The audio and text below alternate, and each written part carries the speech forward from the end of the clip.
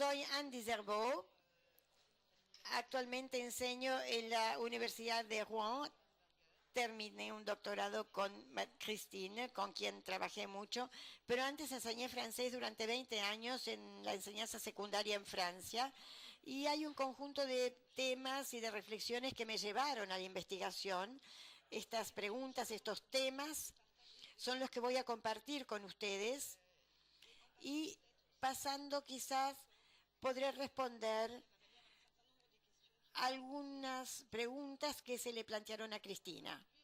Bueno, para introducir mi presentación quisiera comenzar recordando que las formas de sociedad y de individualismo producidas por la modernidad avanzada, que fueron descritas por Cristina como de una condición biográfica, el individuo menos determinado socialmente, familiarmente y profesionalmente, se encuentra sometido a la injunción y a hacer manifiesta su singularidad. Hoy no entra más en su vida de adulta con un recorrido previsible, como pudo ser el caso hace algún tiempo. Debe, a partir de ahí, construir una cohesión identitaria a partir de una pluralidad de anclajes sociales y culturales, y esto al mismo tiempo que hay desplazamientos, rupturas que jalonan su vida. En ese marco societal, me propongo subrayar la importancia de la actividad de la narración.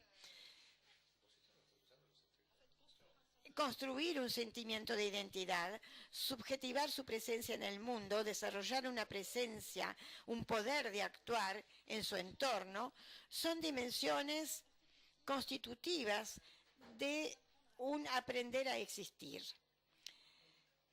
Y estas competencias exigen una capacidad de poner en forma y en sentido a uno mismo y la experiencia que uno tiene, que pasan por actos de relato. Esto supone la adquisición de una competencia narrativa en donde los desafíos son apuestas existenciales. Y esto invita a interrogarse sobre las modalidades de construcción de esta competencia.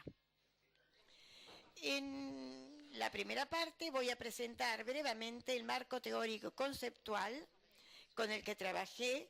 Es la investigación biográfica en educación, que va a poner en evidencia los vínculos entre la narración y la existencia simplemente, y también va a subrayar los desafíos de la narración educativa. Luego voy a interrogarme sobre las modalidades de puesta en marcha de esta educación, y por fin voy a proponer considerar un conjunto de dispositivos educativos que permiten aprendizajes narrativos para apoyarse y desarrollar esas competencias biográficas. Por lo tanto, para comenzar, voy a precisar que mi reflexión se escribe en el campo de la investigación biográfica en educación, y para darles algunas ideas de esto, voy a citar a Christine. El objeto de la investigación biográfica es explorar los procesos de génesis y de tornarse en individuos dentro del espacio social, mostrar cómo dan forma a sus experiencias y cómo hacen significar las situaciones y los acontecimientos de su existencia. El sujeto está encarado como un ser abierto al que se debe formar en un movimiento de búsqueda de sí, de búsqueda de autonomía, de pensamiento, de búsqueda de poder, de actuar, todo dentro de un proceso dialéctico entre sí y el mundo, con el cual entrar en una interacción lúcida. Esto se apoya sobre todo en la teoría de la experiencia alemana, y puede también enriquecerse con la teoría de la experiencia que se inscribe en la filosofía pragmática de Dewey. Estas dos filosofías ponen el acento, a través de una formación consciente de sí, sobre la noción de realización personal como condición de desarrollo de una capacidad para interactuar con el entorno. Estas teorías muestran que toda experiencia no es formadora, y para que puedan constituir una adquisición, para que puedan una adquisición que pueda ser movilizadora en las nuevas situaciones, deben encontrar su lugar en una continuidad con experiencias anteriores que ya se realizaron. En ese marco,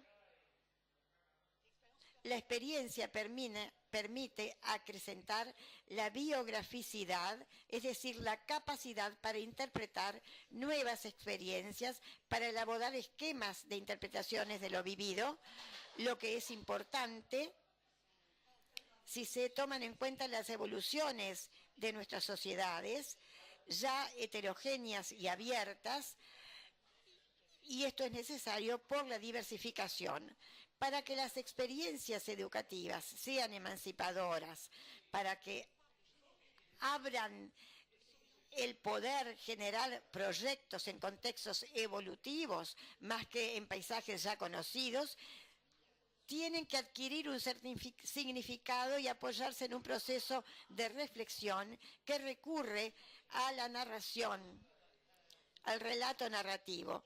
Paul Ricoeur considera que es por medio de la narración que organizamos nuestra propia experiencia y que construimos el sentimiento de identidad de la persona. La Rosa o Brunner afirman lo mismo, mostrando los vínculos entre la vida y la narración. Esos actores dicen que gracias a la narración interpretamos nuestras experiencias desde la más temprana edad. Y también interpretamos lo imprevisto, que es inherente a la condición humana.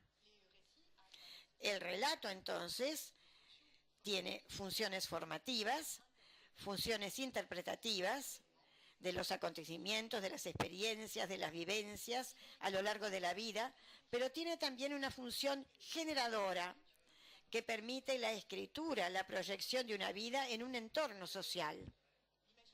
La imaginación narrativa permite producir varias ficciones para encarar el porvenir, para interpretar el pasado, y vamos a ver cuáles son las potencialidades antes de elegir una que corresponda a la situación en función de criterios determinados por el entorno social y cultural. Además, el relato, las palabras, tienen fuerza de invención, de creación, y esto escapa a los límites de las normas. Transmiten las normas, pero se les escapan. Resisten y transforman los modelos narrativos que preexisten para constituir nuevos en función de la evolución de las problemáticas de la sociedad y del colectivo.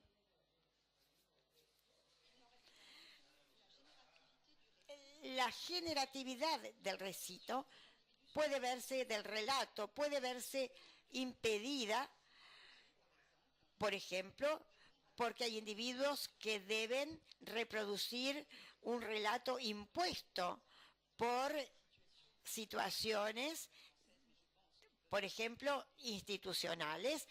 Creo que hay situaciones en Francia que pueden transferirse a otros países. Por ejemplo, cuando un emigrado tiene necesidad de pedir una inscripción o responder a una convocación de un tribunal o pedir un permiso de residencia. Todo esto sitúan al individuo dentro de las normas, en una posición más que de autor, de recitador, porque él no puede desarrollar su poder para actuar. Se encuentra condenado a recitar y no a hacer un relato. Y la conformación a estas normas, el respetar estas normas y la comprensión de las normas puede permitir su apropiación subjetiva.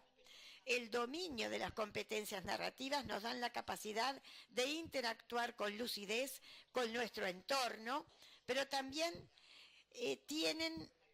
comportan un desafío. ¿Qué pasa con la adquisición de esta competencia narrativa?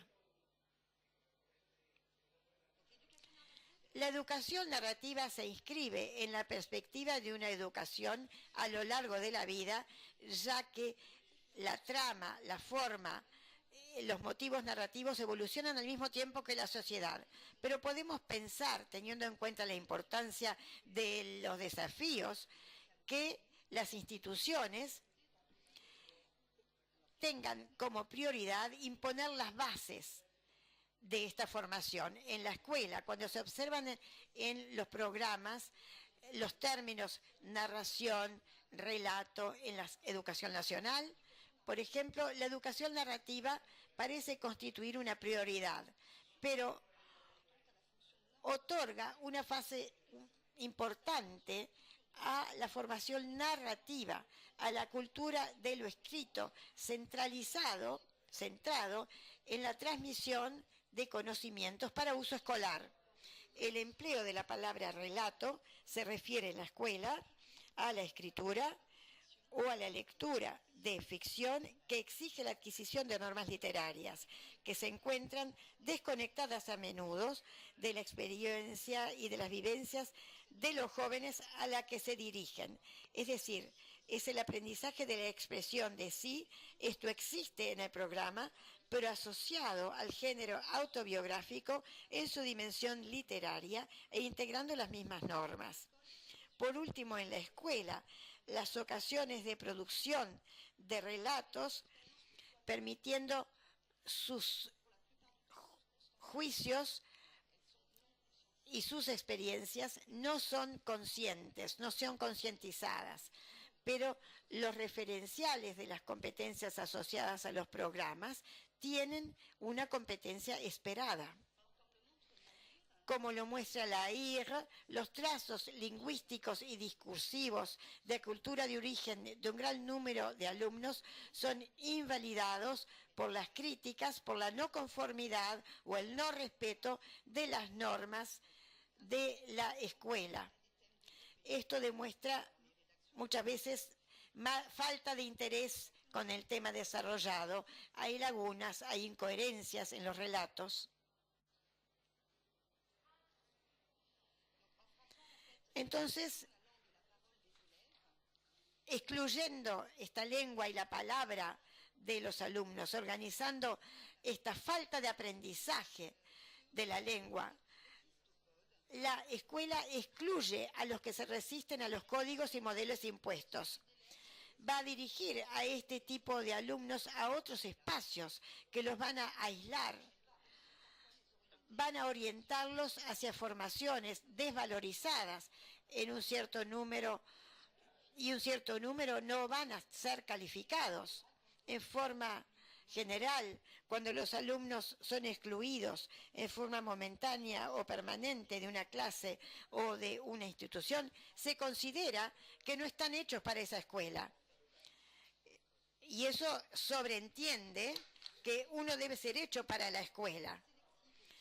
Por lo tanto, la educación es selectiva y exclusiva y permite que los alumnos de una cultura dominante tengan siempre una ventaja con respecto a los otros, a pesar del objetivo igualitario de la educación nacional. En los espacios de formación para adultos, incluso las redes de formación popular. Ahí otra vez se invita a los participantes para que adquieran el dominio de la forma dominante. La cultura es emancipadora, pero hay que adquirir la cultura dominante. Y esto reafirma una vez más la importancia y la predominancia de esta cultura que establece jerarquías y que preserva una forma de educación social desigualitaria. Hay un reconocimiento de los usos no normativos en donde se realiza el relato. Además, nos asombra que las instituciones de educación y de formación no pongan el acento sobre el dominio de los relatos impuestos por la vida social. Y de ahí depende el éxito individual de ese relato, con la injunción social que permite obtener formación para las prestaciones que uno tiene derecho a pedir. La mayoría de los alumnos, cuando salen del sistema escolar, en el mejor de los casos, tienen que escribir una carta de motivación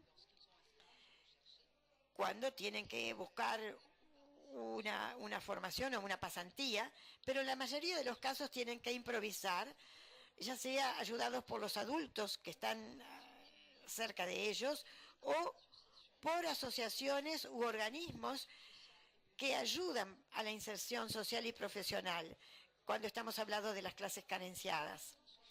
Pero estas personas intervinientes sociales que consideran a los jóvenes con todas sus lagunas en primer lugar, van a plantearse, a situarse como intermediarios para que produzcan un relato de acuerdo con las normas prescriptas. Estos jóvenes no serán los autores de esa carta de pedido. No aprenden la norma es producida por otra persona. De ahí a que puedan, además, encontrarle una lógica a esto, exigiría un tiempo de aprendizaje. A partir del momento en que el individuo no comprende la lógica que condiciona las normas o las reglas de ese relato, sino puede decodificar las normas de las instituciones o de las empresas a las que se va a dirigir, no puede ubicarse como un sujeto o como un autor. Se constata entonces en general que en los espacios intencionales de la educación narrativa se tiende no al desarrollo de capacidades narrativas que puedan permitir el desarrollo de una subjetividad y de la biograficidad. Estos aprendizajes se hacen sobre todo en la vida cotidiana, en forma más o menos concientizada, en una educación informal. Entonces, la capacidad narrativa se desarrolla sobre aprendizajes que tienen que ver con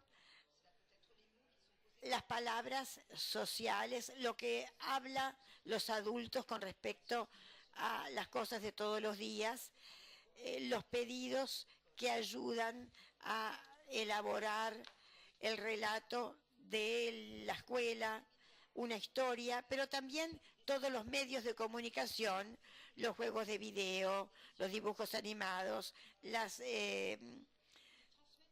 todos los juegos de la realidad, todo eso transmiten códigos de conductas, valores, esquemas. La socialización de los niños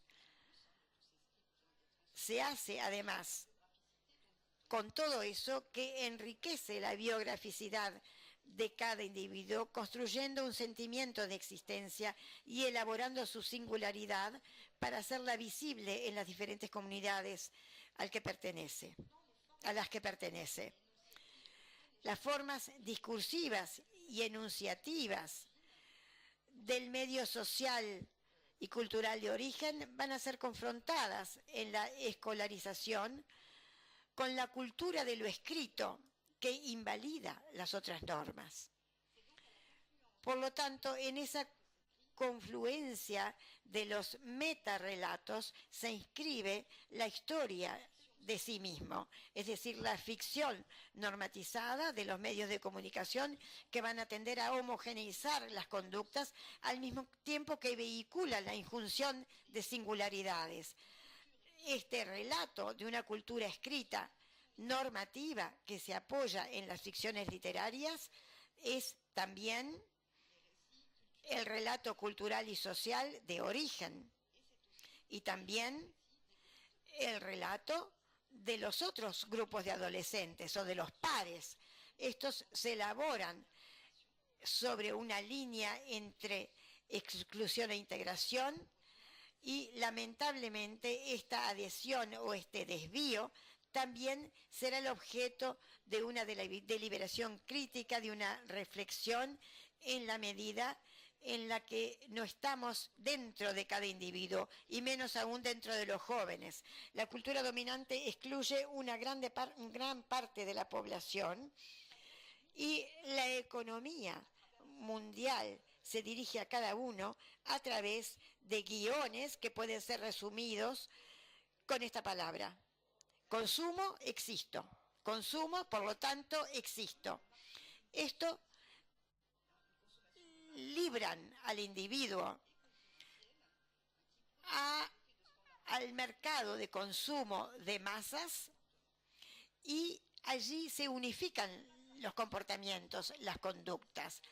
Esta es una constatación pesimista, pero algunos individuos se afirman en los márgenes con resistencias y que luchan contra esta objetivación con los circuitos de consumo y elaboran dentro de círculos más restringidos motivos narrativos que excluyen a los que no los dominan.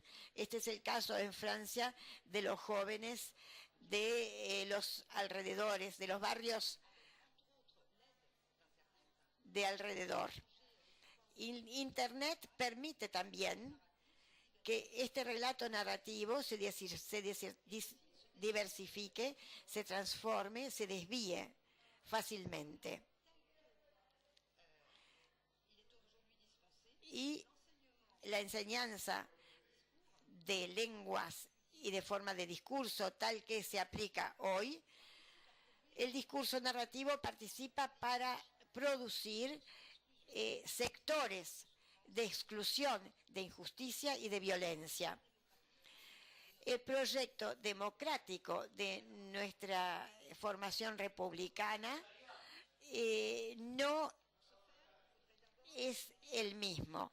Habría que aclarar los desafíos de una verdadera, que presenta una verdadera educación narrativa, que en lugar de ser orientada a la ficción literaria, tendría que reconocer los vínculos estrechos entre las capacidades narrativas y las competencias biográficas. Así se podría afirmar la práctica formadora del relato concebido como vector de una elaboración de la experiencia, de una inteligibilidad del mundo como un espacio de exploración y de exploración identitaria entre uno mismo y los otros. ¿Cuáles serían las modalidades de esta educación que podrían situar al individuo como autor de una historia singular y de una historia también con los otros? Porque justamente de eso se trata. Puedo aportar algunos elementos de respuesta a partir de un dispositivo de producción de relatos en el liceo, a partir de lo que sienten los alumnos. Esto es un dispositivo que puse en práctica en el marco de una investigación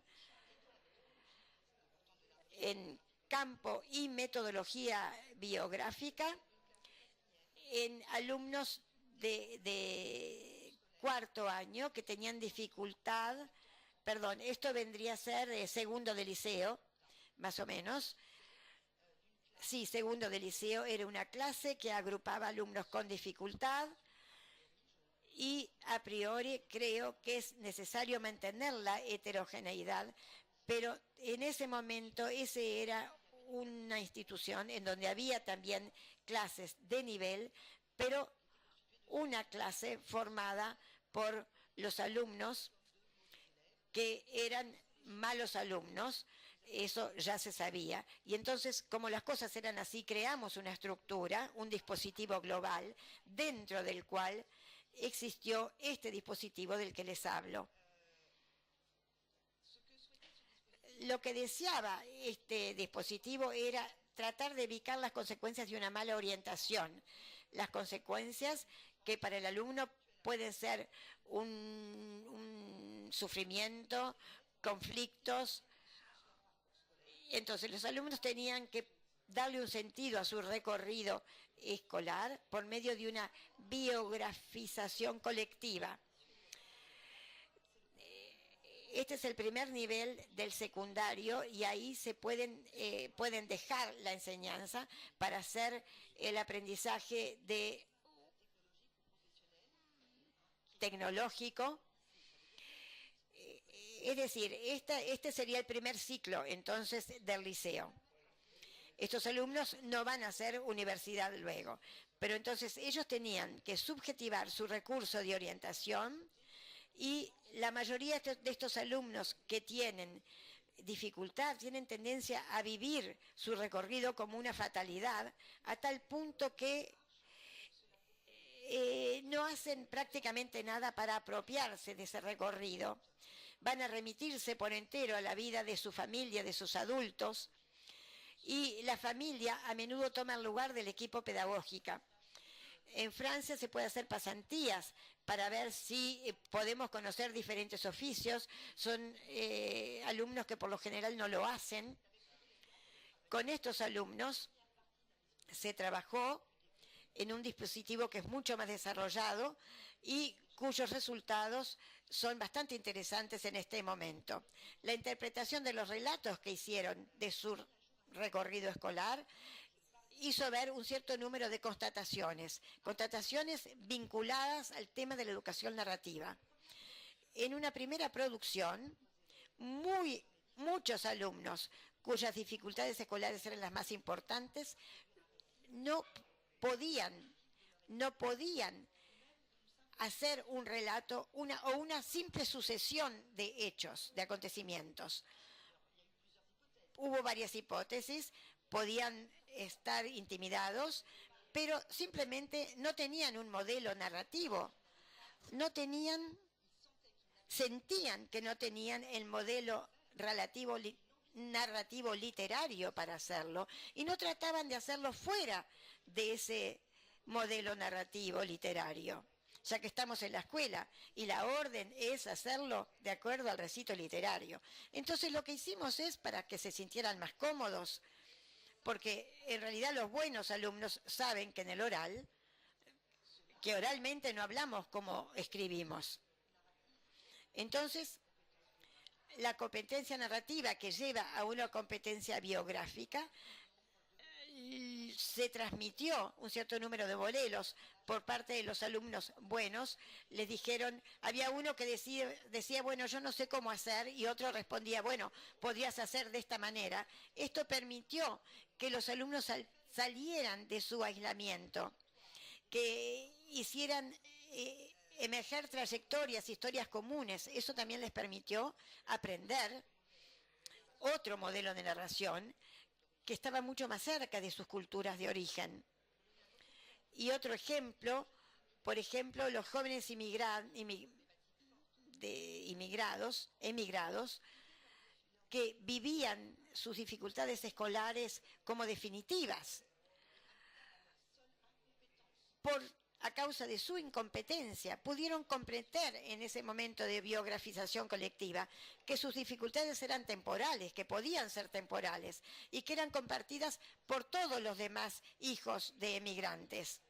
Y esto les permitió asegurarse un poco. Esto fue también ocasión de una multiplicación de las posibles interpretaciones del recorrido y permitió que los alumnos comenzaran a desprenderse de la interpretación que hacían ellos y que era muy desvalorizadora para ellos mismos, a la que sufrían por eso mismo, y que pudieran elegir otra. En una dinámica evolutiva pudieron entrar en un trabajo de historicidad sobre su recorrido para que pudieran encarar un proyecto de formación elegida por ellos para un proyecto de vida futura. Hubo entonces un espacio de negociación entre anclajes plurales, permitió que el recinto singular encontrara su forma y su posibilidad de desarrollo y permitió que cada uno pudiera interpretar y socializar sus experiencias, pudiera encarar un futuro. Constituye entonces un espacio de educación narrativa demopráctica en la que ninguna forma de saber narrativo domina a otro. Es decir, que es un espacio que recoge la singularidad, acoge la singularidad, la riqueza de cada uno, permitiendo al mismo tiempo seguir siendo singular en una historia común, expresar relatos que hasta ese momento eran invalidados porque no estaban de acuerdo con el modelo dominante. Esto muestra que en un espacio en donde se le otorga valor a estos relatos que no están inscriptos en el modelo dominante, algo puede desarrollarse, una historia con estos relatos y se despliega toda una fuerza generadora que permite desarrollar un poder de actuar sobre su existencia y sobre su entorno. Por lo tanto, voy a concluir diciendo que estos ejemplos permiten comprender cómo puede desarrollarse una capacidad narrativa para favorecer los procesos de construcción de sí, de configuración biográfica, invitan más que a considerar las formas narrativas marginales, inéditas, alternativas y populares con desconfianza, permiten pensar que pueden ser una respuesta al agotamiento de los grandes modelos narrativos tradicionales, de respuesta a su impotencia para establecer vínculos de igualdad con los individuos, para afrontar la complejidad en la que se inscriben sus existencias actuales. Se puede considerar, como decía Cristina, que apoyándose en los grandes relatos históricos, esta individualidad que saca de sí misma sus recursos, pueden crear nuevos modelos de representación de la existencia, concientizando los desafíos de esta educación narrativa, apoyándose en el relato y en la pluralidad de modelos, podemos esperar, y yo realmente creo en eso, un reparto, una distribución más equitativa del saber, del conocimiento, y en ese sentido creo que es indispensable hoy volver a pensar esta educación y sus modalidades de aprendizaje, así como sus prácticas, como una dimensión esencial para una educación emancipadora que tienda hacia la realización personal, la autonomía, la responsabilidad y el compromiso social y político. Eso es lo que creo que falta hoy en día en el proyecto educativo. Muchas gracias.